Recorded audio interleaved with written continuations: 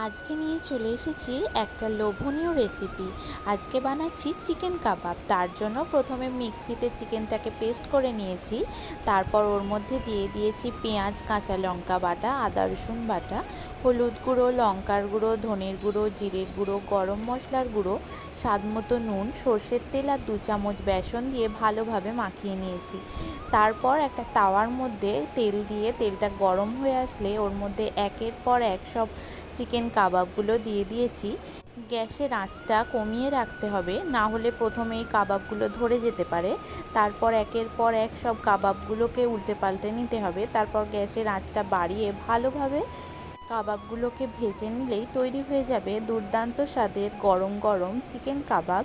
তো তোমাদের ভিডিওটা কেমন লাগলো জানাবে, আর যদি ভালো লাগে থাকে আমার চ্যানেলটাকে অবশ্যই সাবস্ক্রাইব করে দেবে। তো তোমরাও বানিয়ে খেয়ে দেখতে পারো চিকেন কাবাব। ধন্যবাদ।